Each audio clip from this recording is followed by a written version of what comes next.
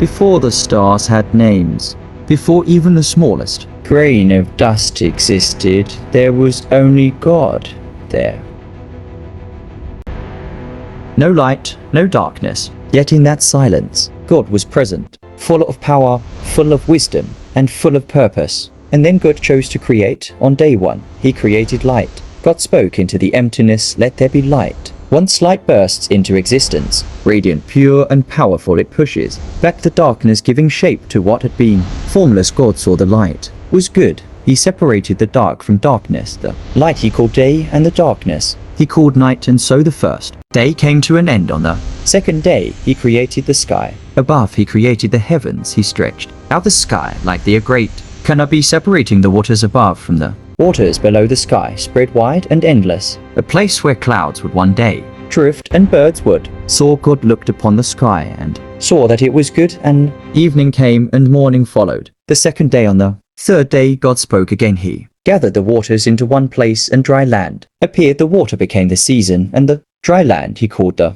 earth. Then God said, "Let the earth bring forth life." And suddenly the ground burst with greenery, grass carpeting the land, plants growing tall, and trees stretching toward the sky, each bearing fruit and seeds. The earth was no longer empty, it was alive, vibrant, and full of beauty. God saw that it was good. On the fourth day, God placed lights in the sky. He made the sun to rule the day, shining bright and warm. He made the moon to rule the night, glowing softly in the darkness, and beyond them He scattered countless stars across the heavens, each one placed with care. These lights marked the passing of time, days and seasons and years. God looked at the sky, now filled with wonder, and saw that it was good. On the fifth day, God filled the season and skies with life. The ocean stirred as fish of every kind swam to the waters, small and swift, large and powerful creatures, both gentle and mighty, moved beneath the waves. Above, birds spread their wings and soared through the sky, their songs echoing across the world. God blessed them, saying, "Be fruitful and multiply," and saw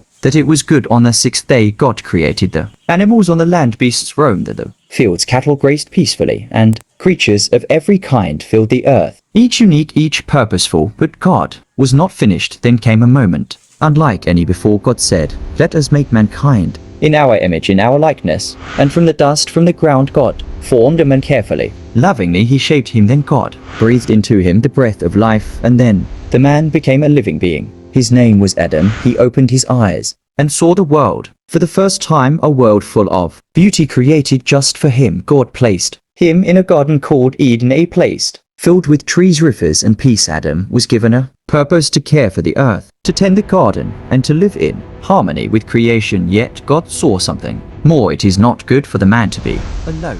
So God caused Adam to fall into deep sleep. From Adam's side, He created a woman, gentle, strong, and equal in worth. When Adam awoke and saw her, his heart was full. "This is now bone of my bones and flesh of my flesh." Her name was Eve. Together Adam and Eve lived in the garden, walking with God, free from fear, full of joy, and surrounding by the beauty of creations. God looked at everything He had made, the light, the sky, the land, the stars, the animals, and harmony, and saw that it was very good. On the seventh day, God has rested, not because He was tired, but because His work was complete. He blessed the seventh day and made in holy a day of peace, reflection, and rest. In those early days the world was perfect. There was no pain, no sorrow, no fear. Adam and Eve lived in a harmony with each other, with the animals, and with God. They walked in the garden, hearing the gentle rustle of leaves, feeling the warmth of the sun, and knowing they were deeply loved. Everything has a purpose. Everything had meaning. And at the center of it all was God, the